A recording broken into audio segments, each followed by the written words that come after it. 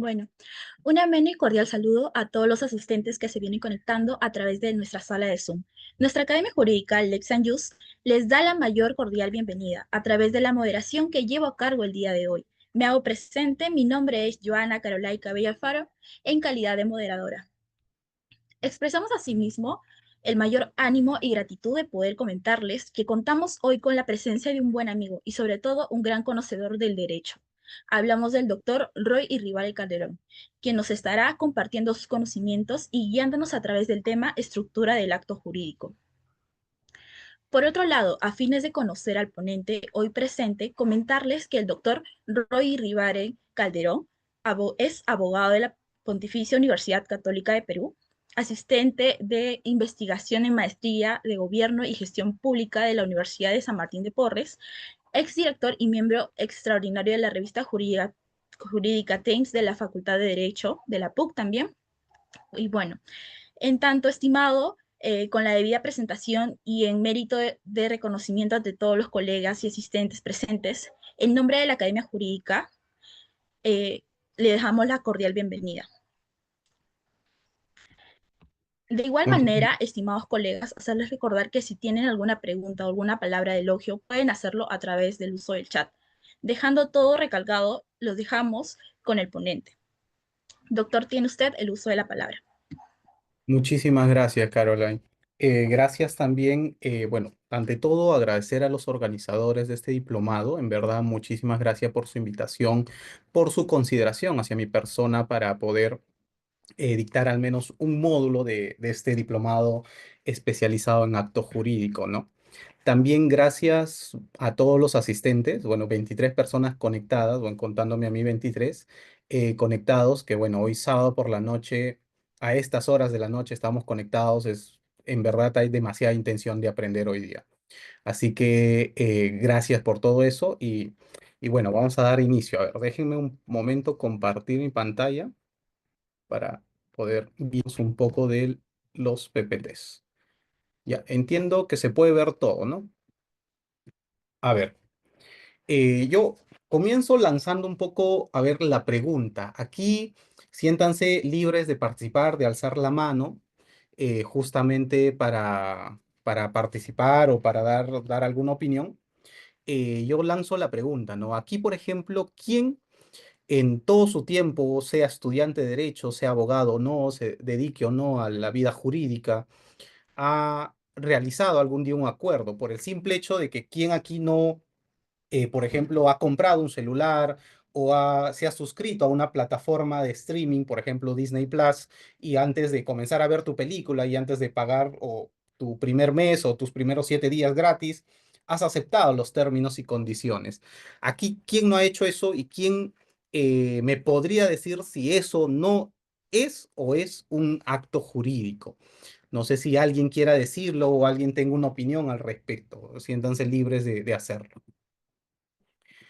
Ahora, precisamente hoy vamos a descubrir eso, ¿no? Justamente si estamos y cuando no estamos, o quizás qué entendemos por acto jurídico y sobre todo la estructura de un acto jurídico. Precisamente, como ya les adelantaba, todos firmamos contratos, ¿no? Aceptamos términos y condiciones en la compra de cualquier cosa pequeña, en la suscripción o en aperturar una cuenta en cualquier red social. Hacemos promesas legales, muchos también, pero ¿alguna vez nos hemos puesto a pensar detenidamente si todos estos actos que nosotros hacemos realmente son válidos o existen jurídicamente, o por qué son válidos y por qué existen jurídicamente? Hoy vamos a desarmar esto que parece obvio, esto que parece simple, que es un simple estrechón de mano, que es un simple acuerdo. Lo vamos a desarmar y estudiar para ver que el derecho cuidadosamente ha estructurado estos elementos de lo que conocemos acto jurídico, justamente para darle validez, para darle eficacia y para darle protección legal para todos los acuerdos o todas las cosas que nosotros solemos aceptar o denegar en nuestras relaciones legales, en nuestras decisiones legales, por decirlo así.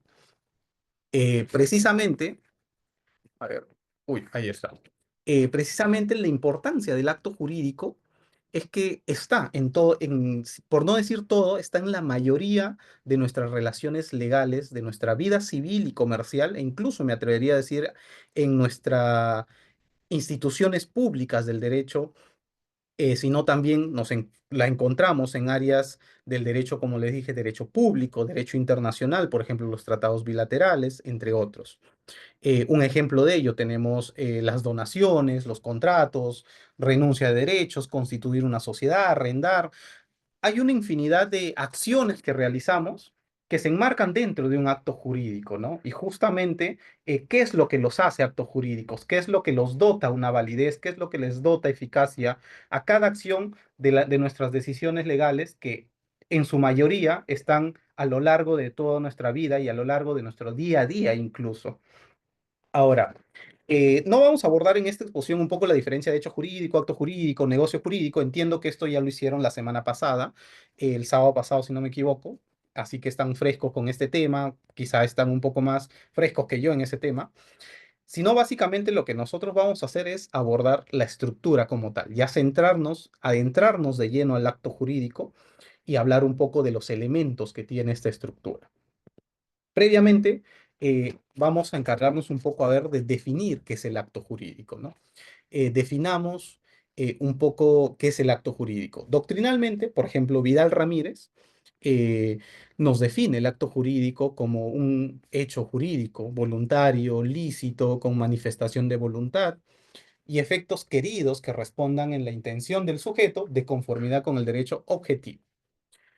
Esta definición también la comparte León Barandiarán, así que por ahí también está su definición de acto jurídico. Por el lado de la doctrina internacional, Benoit Moore, por ejemplo, nos dice que el acto jurídico es la realización material del poder de la voluntad sobre el derecho. Bueno, se presentan en todas las áreas del derecho, especialmente en la de civil, a través del contrato, en el derecho público, a través del voto de una ley, en el derecho internacional, a través de los tratados bilaterales. Eh, Está presente en todo el ejercicio del derecho, por decirlo así. Muchos coinciden en esta definición, podemos ver palabras bastante repetitivas, como es manifestación de voluntad, como es licitud, como es eh, voluntario, la voluntad. Vemos que coinciden en ciertos términos, lo que nos va dando un poco una visión de qué es lo que puede ir abordando poco a poco los elementos de este acto jurídico, ¿no es así? Ahora, el Código Civil precisamente también define el acto jurídico, también tiene su definición del acto jurídico. Nos dice justamente en el artículo 140 que el acto jurídico es la manifestación de voluntad destinada a crear, regular, modificar o extinguir relaciones jurídicas. Aquí también justamente vemos que se repite el término manifestación, voluntad. Eh, entonces, a ver, me parece que se colgó. A ver, un momento. Fallas técnicas. A ver, vamos así entonces. Entonces, redondeando un poco nuestra definición de qué es el acto jurídico, podemos sacar nosotros nuestra definición propia de qué es el acto jurídico. Podemos decir que el acto jurídico, precisamente entonces, es una manifestación de voluntad hecha con la intención de crear, modificar, transferir o extinguir derechos y obligaciones. Esta va a producir efectos jurídicos que van a ser reconocidos por el ordenamiento legal. En términos simples, es una acción voluntaria, como la de firmar un contrato, otorgar un poder, renunciar a un derecho, hacer una donación, que tiene efectos legales porque así lo establece la ley, justamente dentro del derecho objetivo. Los elementos. Ahora vámonos de lleno a lo que es la materia de este diplomado, ¿no? Que justamente los elementos de la estructura del acto jurídico. A ver, ahora sí cargo nada. Para un poco redondear las cosas, básicamente vamos a diferenciar que los elementos de la estructura del acto jurídico se dividen en tres grandes grupos, ¿no? Elementos esenciales, elementos naturales y elementos accidentales. Entre elementos esenciales básicamente acá lo pongo de manera concreta, son componentes imprescindibles que dan carácter definitorio al acto jurídico, es decir, son los elementos que sí o sí deben estar en el acto jurídico. Sin estos elementos no habría acto jurídico. Así que los elementos esenciales son los elementos propios, los elementos precisos y necesarios de este acto jurídico, ¿no? Sin que luego tenemos los elementos naturales. En este caso ya son elementos que están insertos en la naturaleza de un acto jurídico concreto y determinado, de manera tal que el derecho objetivo se los atribuye aun cuando las partes no los hayan incluido, ¿no? O sea, ya un poco para redondear este tema, en cuanto a los elementos naturales, al menos doctrinariamente, por decirlo así, no los consideran parte incluso como de la estructura del acto jurídico, sino ya con fines un poco más específicos de cada acto jurídico, con fines mucho más detallados en cuanto a la teoría del acto jurídico, pero no tanto como para los elementos esenciales en el tema práctico. Luego tenemos los elementos accidentales. En cuanto a los elementos accidentales, precisamente son componentes que han sido incorporados al acto jurídico ya por voluntad de las partes. Estos, si bien no son los esenciales, a diferencia de los esenciales que tienen que estar sí o sí en el acto jurídico, estos los incorporan las partes en cada acto jurídico que puedan celebrar. El detalle es que estos elementos accidentales, cuando ya están incluidos en el acto jurídico, ya se vuelven, por decirlo así, esenciales, entre comillas, ya se vuelven obligatorios para las partes. Ahora, estos elementos, si no están incluidos, tranquilamente no van a perjudicar a la constitución del acto jurídico, pero si las partes las incluyen, sí van a ser obligatorios. Aquí vamos a ver cuáles son estos elementos accidentales más adelante. Ahora, comencemos con el tema de los elementos esenciales. A ver, bueno, los elementos esenciales se subdividen también en los elementos esenciales de carácter general y los elementos esenciales de carácter especial. Los de carácter general son los que están imprescindibles en la formación del acto jurídico y su presencia es obligatoria en todos los actos jurídicos sin excepción. Podemos decir que estos son los obligatorios de los obligatorios incluso, ¿no? Estos son conocidos, precisamente son los que vamos a estudiar, son los requisitos de validez del acto jurídico, la manifestación de voluntad, la capacidad, el objeto, la finalidad y la forma. Ahora, entonces, ¿cuáles son los elementos de carácter especial, esenciales de carácter especial? Podemos decir que estos van a depender de cada acto jurídico. Son los conocidos justamente como elementos constitutivos. Estos elementos van a concurrir conjuntamente con los elementos esenciales de carácter general. Y su relación va a depender de cada categoría del acto jurídico. O sea, ¿qué estamos hablando acá un poco? Ya estamos redondeando el artículo 140, ¿no? Por ejemplo, acá les mencionaba que un elemento esencial de carácter general es la manifestación de voluntad. ¿Cuál sería el elemento esencial de carácter especial? La capacidad. O sea, esta manifestación de voluntad tiene que ser realizada por un sujeto con capacidad. Por ejemplo, tenemos el objeto. El objeto justamente es un elemento esencial de carácter general. ¿Cuál sería el de carácter especial? Sería que este objeto sea posible. Igualito. La licitud, la finalidad tiene que ser lícita. La forma tiene que ser prescrita por ley. Justamente redondeando cuáles son esos elementos esenciales perdón, del acto jurídico, ¿no? Eso es como concurren, por decirlo así, los elementos esenciales de carácter general y los elementos esenciales de carácter especial. Ahora, los elementos accidentales, que era lo que justo les mencionaba acá, ¿no? Los elementos naturales no lo vamos a tocar esta vez, sino nos vamos a elementos accidentales. Los elementos accidentales ya son los que se incorporan al acto jurídico por voluntad de las partes, como les comentaba, en ejercicio de su autonomía de voluntad, pero siempre que no desvirtúen la naturaleza del acto jurídico, es decir, estos elementos que se van a incluir, que son los accidentales, no pueden cambiar a los elementos esenciales, por decirlo así. No pueden desvirtuar a lo que el acto de por sí debe sí o sí obligatoriamente llevar, sino más bien son una especie de complemento, se suman, ¿no? Y como les mencionaba, sin embargo, una vez que estos hayan sido incorporados al acto jurídico, se convierten en requisitos obligatorios y deben cumplirse, incluso deben cumplirse para que el acto jurídico produzca efectos. O sea, si bien no son esenciales, pero ya si las partes voluntariamente han incluido, estos elementos incluso se vuelven condiciones, cargos, plazos, pero se vuelven obligatorios para que justamente se produzcan efectos del mismo acto jurídico. Estos elementos accidentales no lo vamos a desarrollar tampoco en esta sección porque me parece que es materia de otra exposición. Me parece que si es si no es el subsiguiente sábado, me parece incluso lo va a desarrollar el doctor David Landauro, un amigo mío que creo que está presente en la sala, que él es el quien va a explicar mucho más el tema de los elementos accidentales que tienen que ver la condición, el plazo y el cargo. Ahora, vámonos a lo que nos compete a nosotros, que serían los elementos esenciales del acto jurídico. Comencemos por la manifestación de voluntad. Básicamente, la manifestación de voluntad es uno de los pilares fundamentales del acto jurídico, ¿no? Esto significa que una persona debe expresar de forma clara, comprensible, su intención de producir efectos jurídicos. No basta con tener la intención en la mente, sino debemos manifestarla, justamente. ¿Por qué? Porque el derecho necesita que esta intención se haga visible, que se exteriorice. Ahora, muchos pueden decir, uy, pero está la manifestación tácita. Efectivamente, pero la manifestación tácita no es el silencio, no es que me quede en la cabeza mi voluntad y no la expresé, sino que la manifestación tácita de algún modo se expresa. Por decirlo así, también se dice, ¿no? No sé en otras formas, pero también se llega a expresar.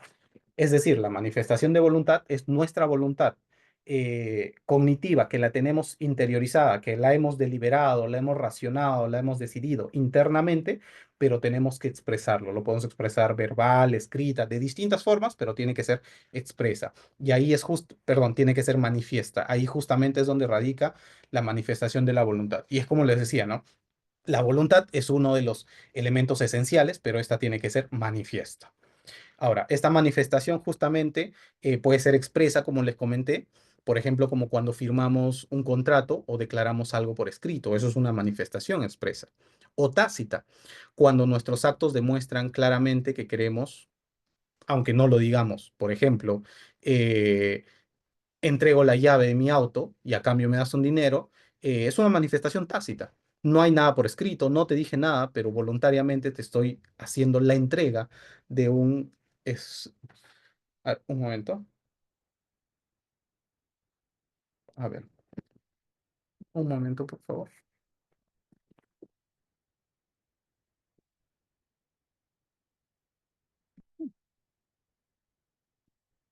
A ver, está, a ver, se está compartiendo. Sí, se está compartiendo el PPT, ¿no? Ya, a ver, perfecto, ya, a ver, seguimos entonces. A ver, ¿en dónde me había quedado? Ya, justamente la manifestación tácita. Ahora, lo importante es que esa voluntad, como les decía, aparte de manifiesta, tiene que ser libre, consciente y sin vicios. Por ejemplo, no tiene que tener error, no tiene que tener dolo, no debe existir violencia. Si estos vicios están presentes, el acto va a ser inválido, puede ser inválido. En el sentido, justamente para redondear, el acto jurídico, la voluntad sola no es suficiente, debe ser manifiesta, pero esta a la par, esta voluntad tiene que ser libre, consciente y sin vicios. O sea, no te pueden coercionar a expresar tu voluntad. Acá, si bien tenemos una voluntad que se ha manifestado, pero detrás hay violencia, hay intimación, te están intimidando, te están coaccionando, no es una voluntad libre, no es una voluntad consciente. Por ejemplo, si yo firmo un contrato de compraventa, te vendo algo estando yo demasiado ebrio, habiendo consumido sustancias alucinógenas y te vendo mi casa a $10, por ejemplo, no es una voluntad consciente tampoco. Será manifiesta, pero no consciente. En resumen, el derecho protege y da validez a lo que las personas manifiestan en forma seria y voluntaria, precisamente, porque así ahí nace la fuerza obligatoria del acto jurídico. Ahora, eh, acá un resumen de lo que les venía comentando. La manifestación de voluntad es el elemento esencial del acto jurídico, ya que sin voluntad no hay acto jurídico, básicamente. Es el pilar de donde nace todo el acto jurídico, porque si no expresamos, por ejemplo, nuestra voluntad, no hay forma de crear una relación jurídica. No hay forma de crear si no manifestamos una voluntad. Ahora, el derecho, como les decía, no se va a ocupar de intenciones internas. El derecho no es psicología, por decirlo así, que va a tratar de averiguar cuál era tu voluntad internamente si nunca la has manifestado. Por eso las manifestaciones no pueden ser percibidas por otros si no las manifiestas, pero justamente si la voluntad no la manifiestas. Ahora, las características de esta manifestación de voluntad, como les decía, debe ser consciente, libre y sin ejercicio de violencia, ¿no? No debe haber coacción, error, dolo o violencia al momento de expresar tu voluntad, ya sea tácita o expresa. Los tipos, expreso, tácita, como les decía. La expresa se declara verbalmente, por escrito, por signos inequívocos. ¿A qué me refiero con signos, por ejemplo, inequívocos? Signos que sean entendidos por ambas partes. Yo no te puedo expresar mi voluntad a ti mandándote una carta firmada, incluso notarialmente, en idioma, en jeroglíficos egipcios que nunca lo vas a entender o que nadie lo va a entender. No sería una manifestación de voluntad correcta ni válida, ¿no? Bueno, la tácita, por ejemplo, también se deduce de conductas o hechos que revelan claramente la intención de una de las partes de las partes. Acá, ejemplos sencillos. Cuando una persona firma un contrato, esta manifiesta su voluntad de obligarse según sus términos. Ahora, si alguien entrega las llaves de una casa al comprador, tácitamente también está manifestando su voluntad de transferir la posesión de su casa, por ejemplo.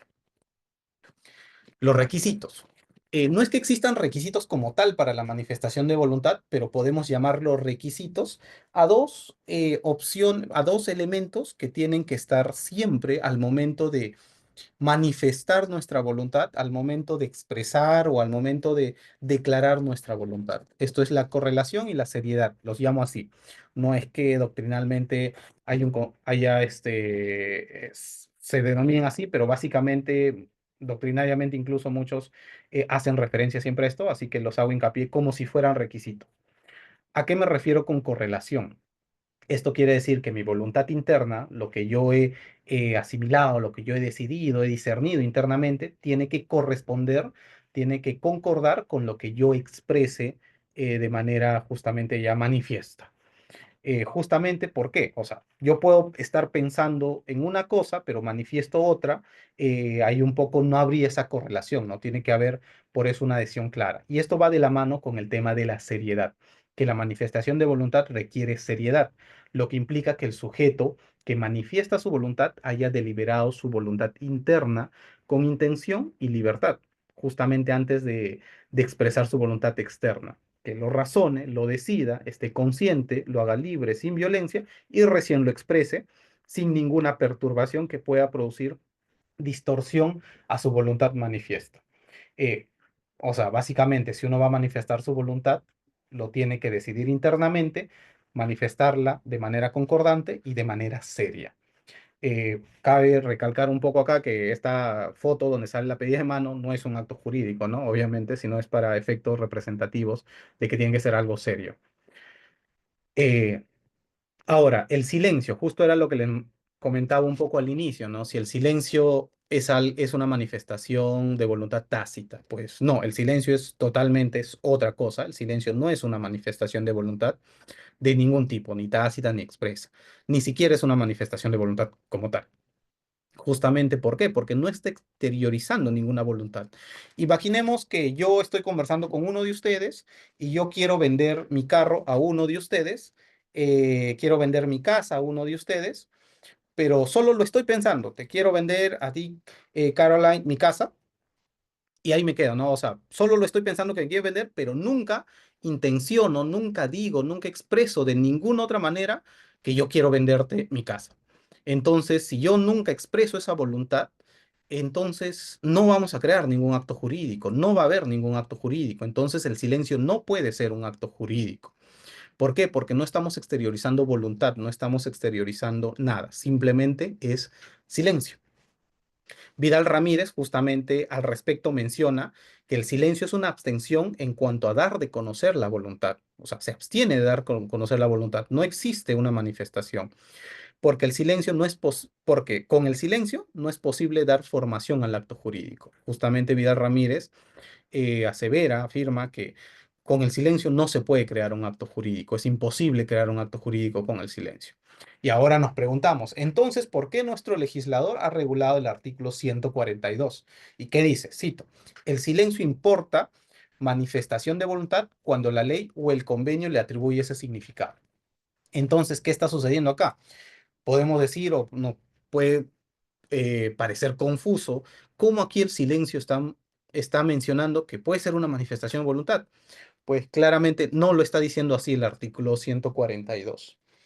Entonces, el artículo 142, lo que precisamente lo que nos quiere decir, que el significado solo le puede atribuir la ley o el convenio, es decir, cuando ya hay un acto jurídico. Cuando ya hay un acto jurídico celebrado donde se ha incluido el silencio como eh, un paso, una característica, se le está dando algún poder al silencio, ahí recién cobra sentido el artículo 142, pero no cobra sentido como para crear un acto jurídico, sino cobra sentido dentro de un acto jurídico, cuando, por ejemplo, podemos decir que dentro de nuestro contrato que hemos suscrito hay una cláusula donde yo te voy a comunicar el cambio de mi domicilio y basta con que yo te comunique mi cambio de domicilio para que tú estés por avisado de que me tienes que notificar cualquier acto a ese nuevo domicilio, sin perjuicio de que tú puedes decir de que no te voy a notificar a este domicilio, sino puedes manifestar justamente una voluntad. Pero si no lo has dicho nada, si justamente ahí, entre comillas, estamos incluyendo el silencio en este contrato, es ahí donde entra sentido el artículo 142.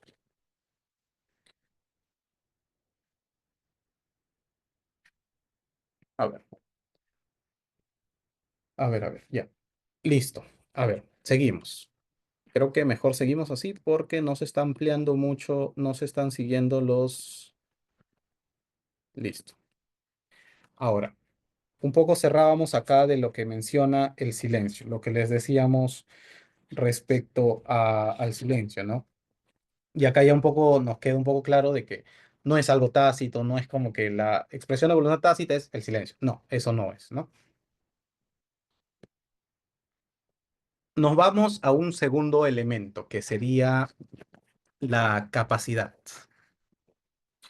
A ver, la capacidad justamente es uno de los elementos también esenciales del acto jurídico que consiste en la aptitud legal que tiene una persona para justamente ejercer derechos y asumir obligaciones por sí mismo. En el derecho distinguimos obviamente dos tipos de capacidad, ¿no? Tenemos la capacidad de goce, tenemos la capacidad de obrar, por ejemplo, también.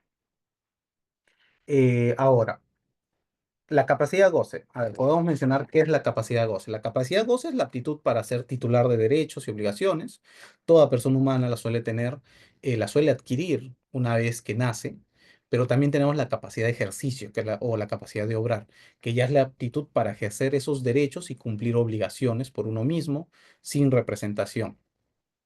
Esto se adquiere, por ejemplo, en caso de personas naturales, al cumplir la mayoría de edad, no estar sujeto a restricción o a personas jurídicas con representante legal, por ejemplo.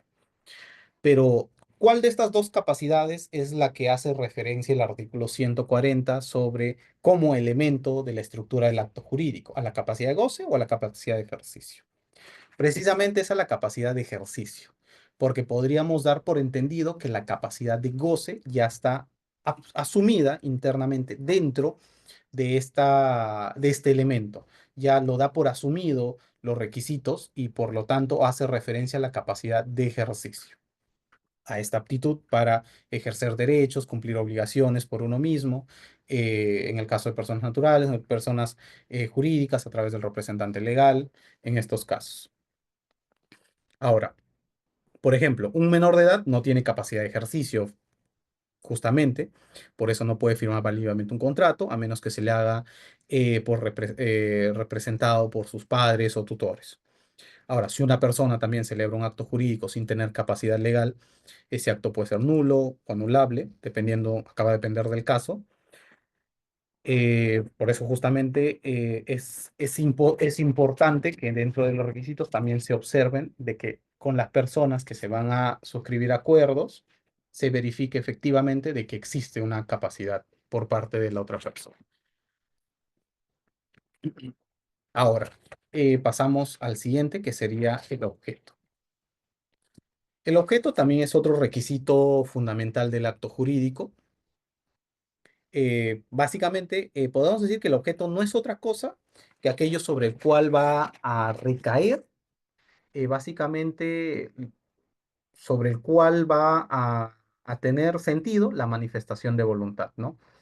Es decir, el objeto va a ser el bien, va a ser la conducta, la prestación, el derecho que las partes se van a obligar a hacer, a dar o a no hacer. Por ejemplo, en una compra-venta, el objeto va a ser un auto, puede ser una casa, puede ser una laptop, puede ser un celular o incluso un servicio, por ejemplo. Ahora, para que el objeto sea válido, tenemos que tener presente tres elementos. Debe ser posible, debe ser lícito y debe ser determinado o determinado. Eh, y esto justamente lo recoge nuestro Código Civil. Por ejemplo, atendiendo al artículo 140, el inciso 2 del Código Civil, básicamente este menciona que para constituirse un requisito de validez del acto jurídico, el objeto debe ser posible, física y jurídicamente posible.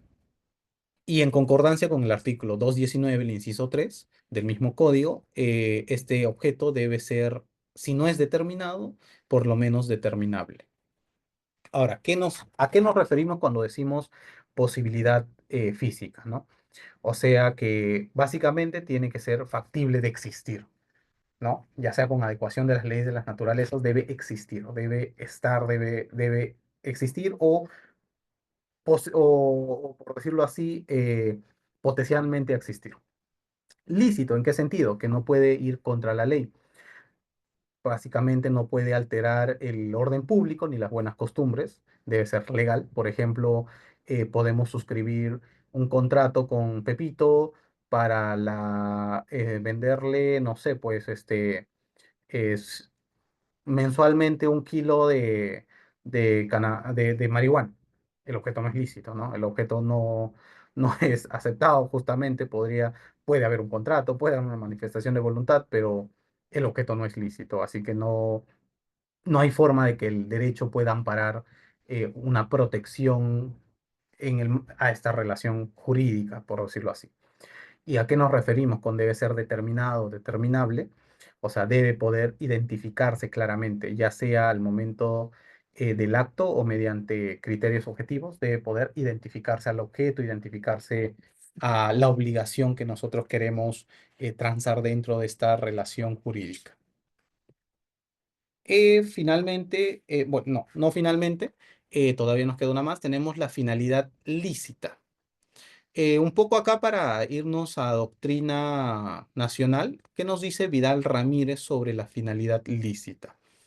El fin lícito consiste justamente en la orientación que se da a la manifestación de voluntad para que ésta, partiendo el motivo de él o de los celebrantes, se dirija directa y reflexivamente a la producción de efectos jurídicos, vale decir, a la creación de una relación jurídica y normarla, así como regularla, modificarla o extinguirla. Esa misma línea sigue también el otro comentario refiriéndose ya a la regulación por el Código Civil. En palabras concretas, ¿qué podemos decir? Este fin, también llamado finalidad lícita, causa lícita, es el propósito inmediato de las partes, bueno, que las partes persiguen al celebrar el acto, ¿no? No se trata de una intención oculta ni subjetiva, sino esta finalidad está clara desde el primer momento, desde que expresamos nuestra voluntad. Esta finalidad es reconocida, reconocible y permitida por el orden jurídico.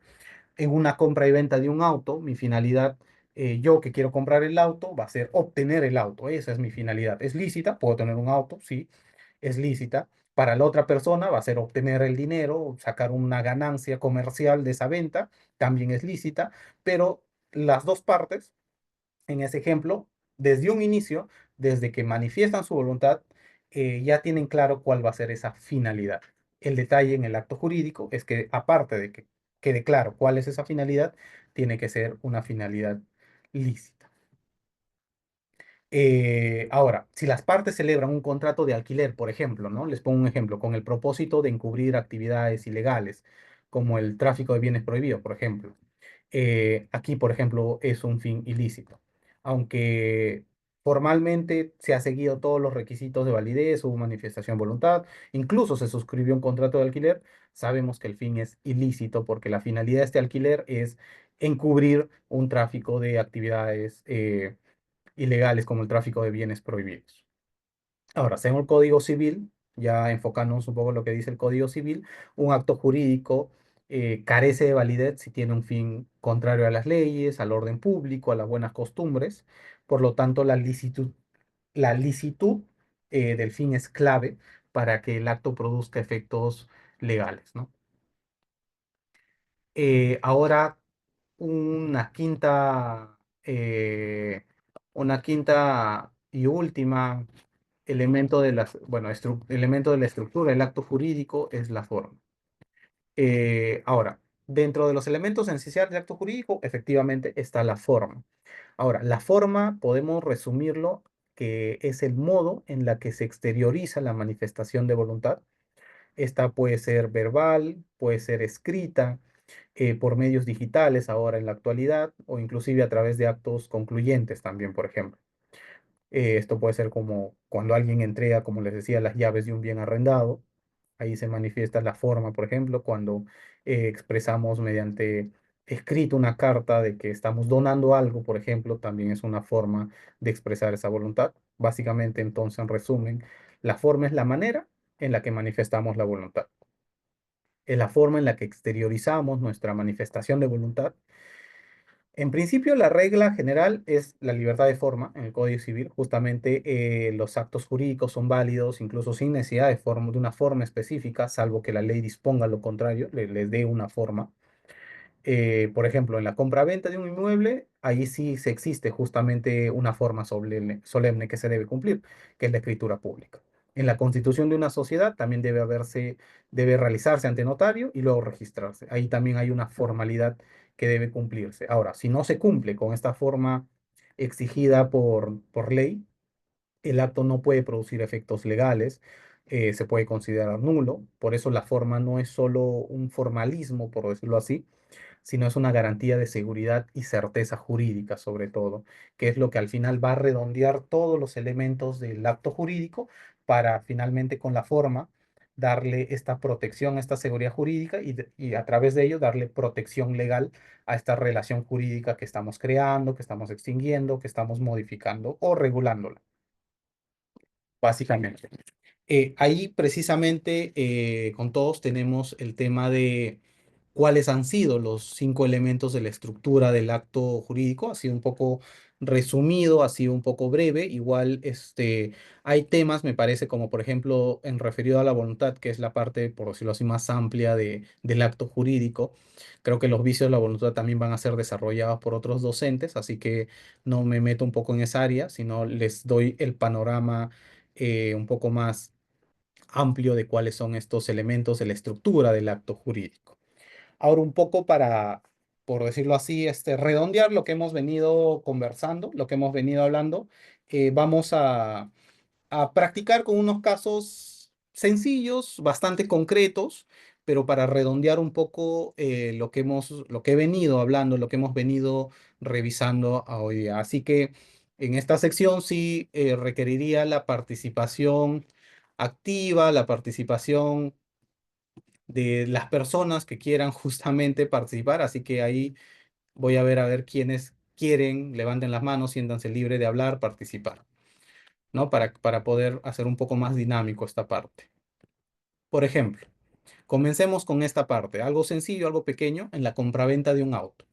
María, mayor de edad, chica mayor de edad, con capacidad jurídica, firma un contrato de compraventa con Pedro, quien también está plenamente capaz, para adquirir su automóvil por 25.000 soles. Un ejemplo sencillo, básico.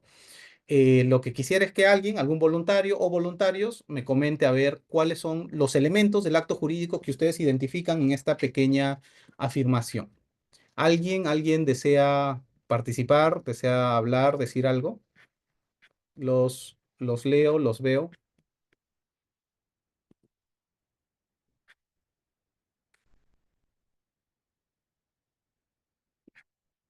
¿Alguien participa? No sé, Caroline, si me ayudas ahí con avisarme si alguien levanta la mano, si alguien quiere participar. Ah, justo ahí hay uno. A ver, Fanny, coméntame. ¿Cuál sería el sujeto en en este ejercicio? ¿Cuál sería el sujeto del acto jurídico, por ejemplo? Se me ocurre María y Pedro. Sí, son los sujetos. La manifestación de voluntad, ¿cuál sería? La firma de contrato. Ok. El objeto, La compra del carro. ok. La finalidad lícita, ¿cuál sería la finalidad para cada uno, por ejemplo? Dice la compra-venta del carro. Ujú, Y la forma proscrita de contrato. exactamente, tal cual. Precisamente, gracias, Fanny. Precisamente, ¿no? El sujeto en esta oración básicamente es María y Pedro, ambos con capacidad de ejercicio. La manifestación de voluntad es la firma del contrato por ambas partes, lo están manifestando de manera expresa a través del contrato. El objeto es un vehículo determinado, con un precio ya determinado también que se conoce por los dos. Posiblemente se conocen las características, el color, el año, el modelo. O sea, es un objeto físicamente posible y totalmente lícito. La finalidad también es lícita, es transferir la propiedad a cambio de un precio. Para una parte es adquirir un auto, para la otra parte es adquirir un monto dinerario. La forma prescrita es un contrato por escrito, es una forma permitida por ley.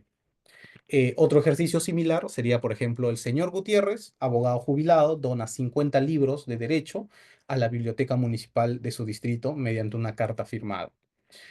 Por ejemplo, en este caso, el sujeto es el señor Gutiérrez, quien va a ser el donante, y la biblioteca es la donataria.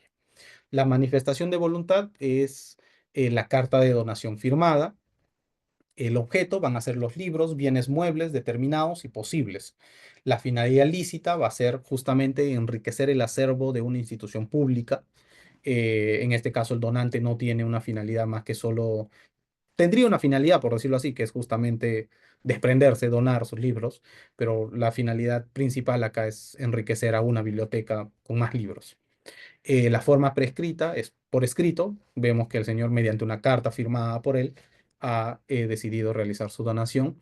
En este caso es justamente un requisito requerido para donaciones significativas, ¿no? Que sea por escrito. Otro ejemplo, la constitución de una sociedad. Cuatro socios fundan una empresa para comercializar paneles solares, firman una escritura pública ante notario y la inscriben a registros públicos. Aquí, por ejemplo, el sujeto, tenemos a los cuatro socios que están justamente voluntariamente constituyendo una empresa. La manifestación de voluntad va a ser la firma del estatuto y comparecer ante el notario. Esas dos formas están manifestando su voluntad, están compareciendo ante el notario y van a firmar ahí su estatuto que va a dar paso a la creación de su sociedad. El objeto es crear una persona jurídica efectivamente con fines comerciales. La finalidad es totalmente lícita, es desarrollo de actividades económicas comerciales lícitas.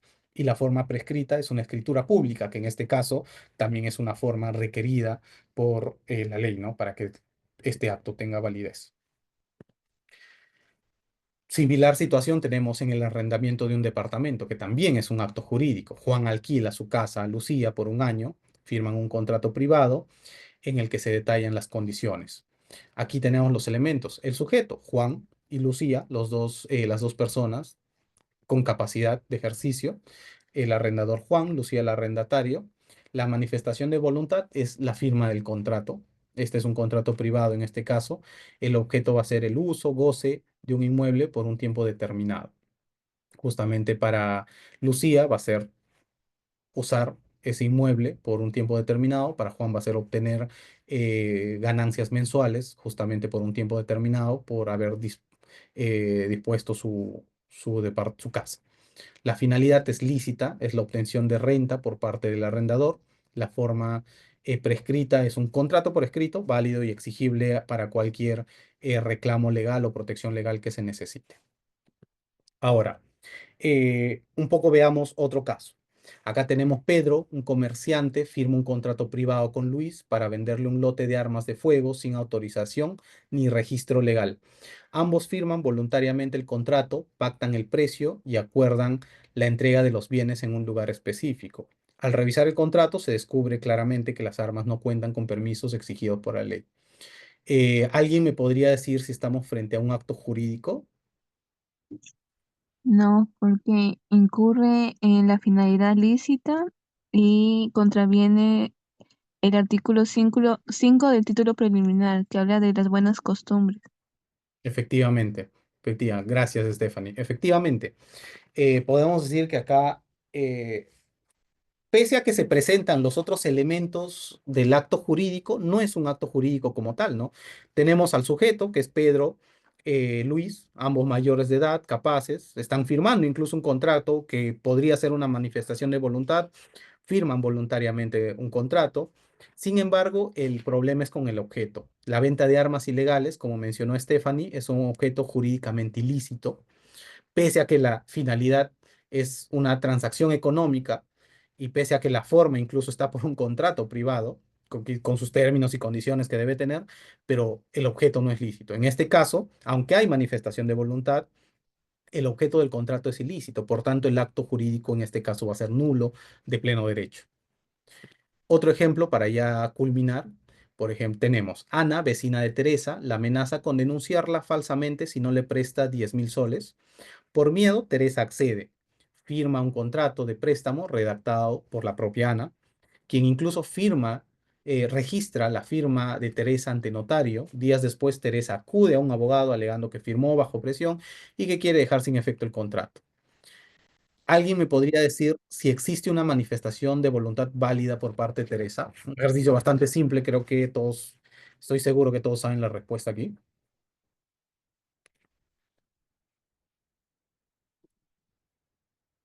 Porque es un vicio de la voluntad de intimidación. Precisamente, entonces en este contrato no tendría efectos jurídicos como lo había mencionado. Existe un vicio de la voluntad por haberse ejercido violencia contra una de las personas, como se ha ejercido violencia, se ha coaccionado a una de las personas, esta persona no ha emitido su voluntad de manera libre, de manera consciente, incluso hasta por decirlo, pero al menos no ha sido libre, no ha sido voluntaria justamente, sino coercionada. En tanto, es un contrato, perdón, es un acto jurídico anulable, ya que se celebró sin la verdadera libertad de decisión por parte de unas personas.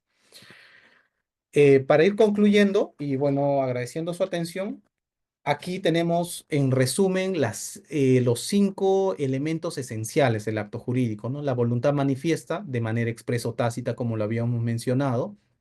Tiene que ser una voluntad manifestada, expresada, ya sea o de manera tácita. Recordemos que el silencio no es una voluntad, no es una manifestación de voluntad, sino más bien es una ausencia de manifestación de voluntad. Luego tenemos la capacidad de las partes para actuar jurídicamente. Las partes tienen que tener esa capacidad de ejercicio, porque la capacidad de goce se presume que ya la tienen, pero la capacidad de ejercicio debe revisarse y asegurarse que ambas tienen. El objeto tiene que ser jurídicamente posible, es decir, lícito, determinado o determinable. Se debe poder verificar, ver el objeto, saber de su existencia, y la causa debe ser lícita, o sea, el motivo y la finalidad del acto no debe estar prohibido por ley, como justo ya lo habíamos visto, yo puedo celebrar un contrato de comercial para vender armas, no es lícito si no tengo el registro, así como muchas otras cosas que no pueden ser lícitas. Si no son lícitas, no conforman un acto jurídico como tal. Y bueno, la observancia de la forma prescrita, esto va a depender mucho del acto jurídico que estemos celebrando. Como ya había dicho, por ejemplo, en la constitución de una sociedad, la forma prescrita es ante un notario y mediante registros públicos. Así como cualquier otro acto, se va siempre a verificar el tema de la observancia de la forma de justamente del acto jurídico. Con eso estaría culminando mi participación. Gracias a todos por su atención, chicos. Gracias a la organización. No sé si corrí quizás demasiado, no sé, igual nos da espacio a preguntas o a dudas. También comentarios, quienes quieran comentar. Así que gracias. Igual si quieren escribirme o si quieren conversar al respecto, tienen mi correo, tienen un número, un WhatsApp. Presto a atenderlos cuando quieran y absolver dudas o a conversar o a platicar sobre el tema. Gracias más bien a todos. Muchas gracias, doctor Irribaren. Creo firmemente que tenerlo aquí compartiendo su sabiduría es un honor para todos nosotros. Bueno, ahora daremos inicio a la ronda de preguntas. Invitamos a todos los participantes a levantar la mano si tienen alguna pregunta relacionada al tema.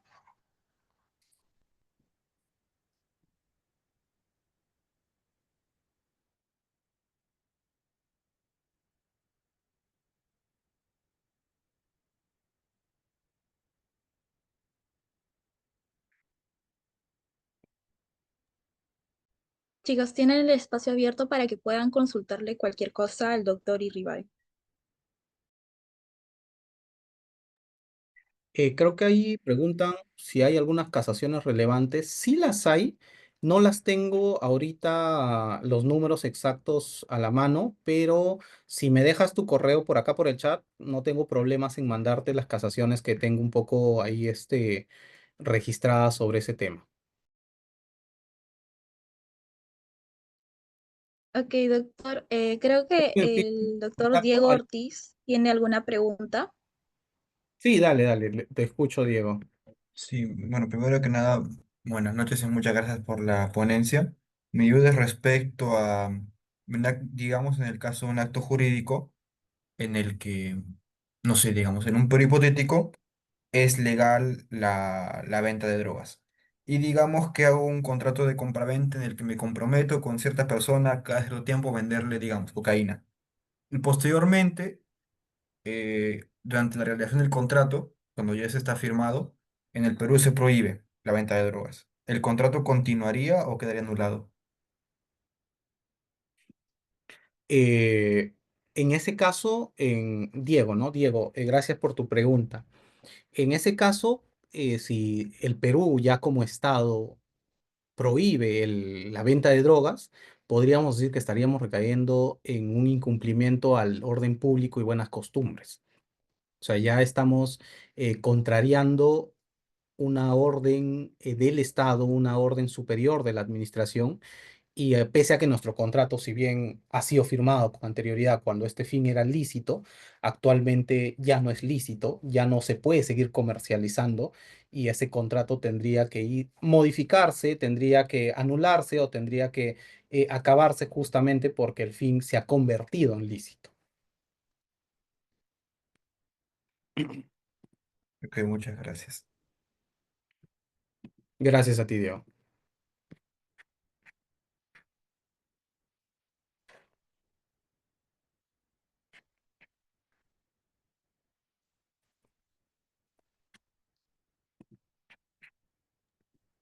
¿Alguien más tendrá alguna pregunta para poder darle al doctor?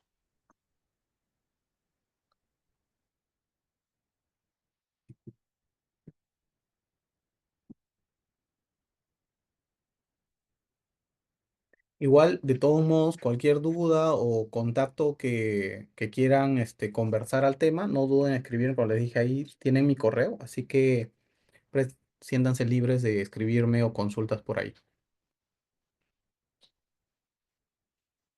Ok, doctor, muchísimas gracias. Creo que quedó todo claro con su ponencia y la verdad agradecemos sinceramente su presentación, doctor. Gracias a usted. Agradecemos también el tiempo que ha compartido con nosotros. Ha sido un verdadero honor contar con su participación y bueno, con mucho gusto queremos hacerle entrega simbólica de un certificado de reconocimiento por su destacada ponencia y el valioso aporte que nos ha brindado. Muchísimas gracias, Caroline. Gracias más bien a ustedes, gracias por la invitación. Espero igual poder seguir colaborando con ustedes, ya sea en esta o cualquier otro diplomado, otro curso que puedan tener completamente presto a ayudarles a todos. Sí, doctor, la verdad es que ha sido muy interesante su ponencia. Acá le leemos un poco de lo que es el certificado. Bueno, la Academia Jurídica Lex Jus otorga el siguiente reconocimiento al doctor Roy Iribarren Calderón, por su participación en calidad de ponente en el evento denominado Diplomado Especializado en Derecho de Acto Jurídico, en el tema Estructura del Acto Jurídico, organizado por la Academia Jurídica Lex Jus, evento realizado el día de hoy, sábado 21 de julio del 2025, de manera virtual. Muchas gracias, Caroline. Gracias. Gracias por el Bueno, gesto. ha sido un placer compartir con todos ustedes esta increíble ponencia. Conmigo será hasta una próxima oportunidad. No me voy sin antes invitarlos a seguir conectados con nosotros a través de nuestras redes sociales y a estar atento a los próximos eventos que nuestra Academia Jurídica Lex News tiene preparado para todos ustedes. También recordarles que en el chat de esta sala tendrán el link para los que quieran adquirir su certificado. Conmigo será hasta una próxima oportunidad. Muchas gracias, doctor. Muchas gracias con todos. Hasta luego. Muy buenas noches con todos. Hasta luego.